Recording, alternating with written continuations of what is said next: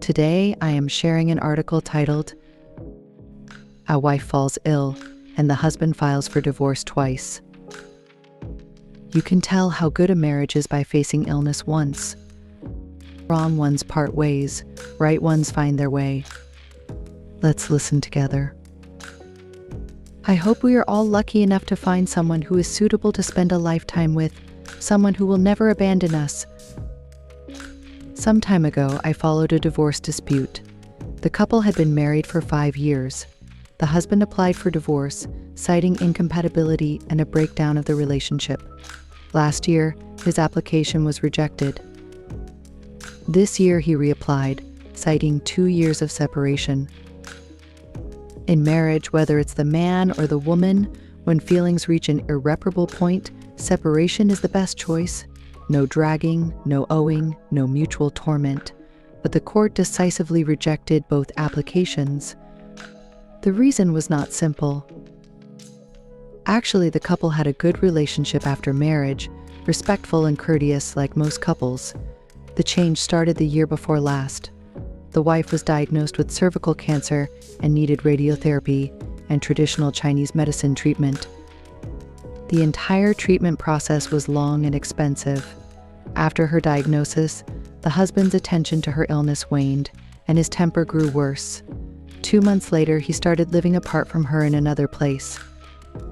In the next 2 years, he filed for divorce several times. The court, considering both parties, tried to mediate. If they had to divorce, they hoped the husband would provide some support and compensation for the wife's medical expenses after the divorce. The husband sternly refused. He wanted a divorce without any material compensation or bearing any medical expenses. The court held that in a marriage, both parties should respect and support each other. When the wife is seriously ill, the husband should fulfill his responsibilities and obligations to take care of her, not abandon her in times of crisis. Thus, the court rejected the divorce application. The subsequent story is unknown. A man who insists on separation when his wife is seriously ill cannot be expected to show much conscience, even in front of the law. Judging a marriage is simple. Don't judge it in times of prosperity, but look at how it fares in times of adversity. Reality is like a magic mirror that can instantly reveal the truth. Illness is the clearest mirror, exposing true feelings and pretenses. One illness, one hospital stay, and a poor marriage crumbles, while a good marriage becomes stronger. I also saw another news story recently. A 29-year-old man found out he had leukemia and might not live for more than 3 months. He was already divorced. His ex-wife was young and beautiful, and they had an adorable daughter. The illness came suddenly, and the doctor's prognosis crushed his will to live. After leaving the hospital, he told his ex-wife, "Honey, I may not live for more than 3 months. If I die, you should remarry while you're still young. But I beg you for one thing, please leave our daughter with my parents. They still need someone to care for." His ex-wife listened and angrily said, "I am young. If you die, I will definitely remarry, but I will take our daughter with me. Your parents will have no one to care for them." Can you bear that he was silent, then broke down in tears? In the past, his wife had been a pampered girl. He did all the cooking, grocery shopping, dishwashing, and house cleaning.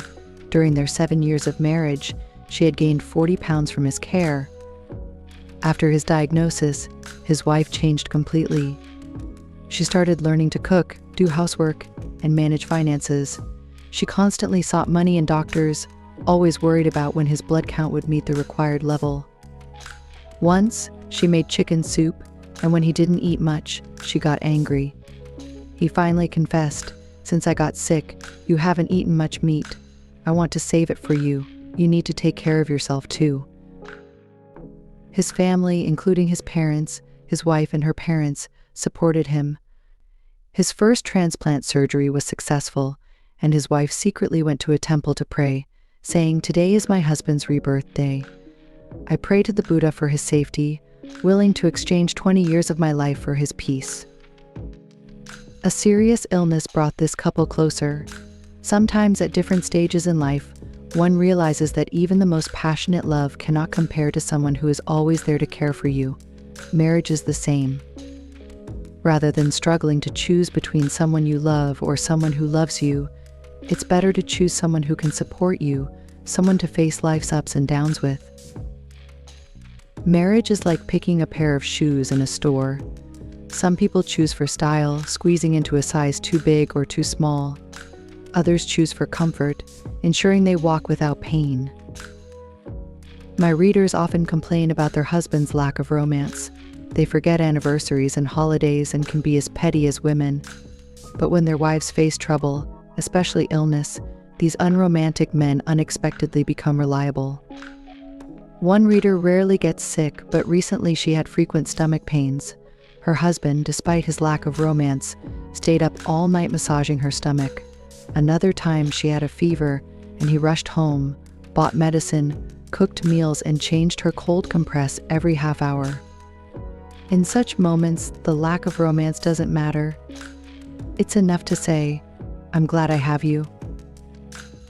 A good marriage faces the unknown without fear, holding each other's hands tighter.